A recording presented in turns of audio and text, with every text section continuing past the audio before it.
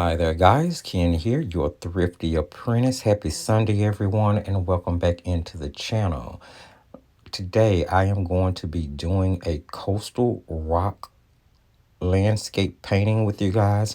Now, you can do this in either watercolor or gouache. I am going to be using Lucas Studio Gouache mixing set, which I will show you guys in just a minute. So I am painting inside a Creative Mark Reflections 140-pound cold press acid free watercolor sketchbook, which is a Jerry's Autorama exclusive. It's a pretty decent student grade cellulose paper, nothing to really write home about, but it is a decent quality paper that you can definitely get your work done. Now I'm using a mechanical pencil to sketch out the scene that I'm doing today. I did find this reference photo on Google. I'm not sure if it was royalty free, which is the reason I'm not showing it on the screen. And there I was just showing you guys that Lucas set that I'm using. Their studio set. It's got like 5 or 6 colors in it. It's meant to be a mixing set.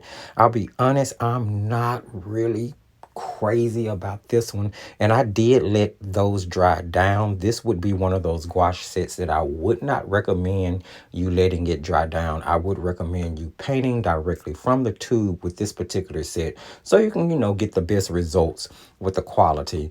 I am already not really crazy about the colors that came in it once I received it, and then I let it dry down too, which was another battle that I was fighting. But nonetheless, and that is what I'm using because it is a gouache set. I do want to definitely get some illustrations done with it since I do have it in my stash. Now I'm using golden Teclon brushes. Some of them are Creative Expression, some of them are Pago, some of them are Masters Touch Fine Art Studio. So I took the black and the white and mixed it together to sort of get 3 different tones. The first one is a really light gray tone. The second one was a medium tone. And the third one was my darker tone. And I'm just going in and adding shading to those rocks in the areas that I feel they need to go. Remembering that the light is coming from the left side, excuse me, as it hits my composition. So I'm trying to make sure to leave some white of the paper on the top of the rocks as I blend in the lighter colors, the mid-tones, and the darker color.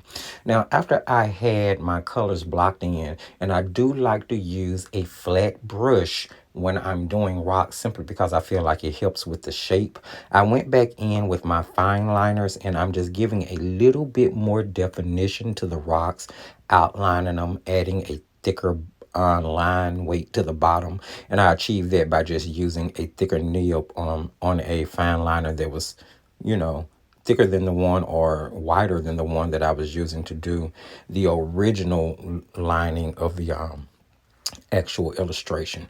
So you're going to just see me kind of going back and forth here. Once I got the rocks to a consistency or a position or however you want to put it that I wanted them, I decided to go back in and hit the top of those rocks with just a very watery wash of the green. Because I am painting in the coastline and there might be like moss or algae in the water, I did kind of want that to reflect onto the top of the rocks. Now I'm using the blue that's in the set and I mix it down in water, and I'm using it to actually base in the ocean, the coastal waters that are around the rocks. This is, gouache is a really decent medium. You guys have seen me using it quite a bit lately, and in this particular form, I'm using it more like watercolor than gouache. It's really watered down with all of the washes that I'm doing, and I'm simply layering it. I don't know why I couldn't say that word to build opacity and saturation as I need to. I added a little black to that same blue in order to get my darker color. Now, this particular set doesn't have a ultramarine. I do believe that color is cyan, if I'm not mistaken. There's like a lemon yellow, a cyan, a magenta, black, white, and I forget exactly what shade of green that is.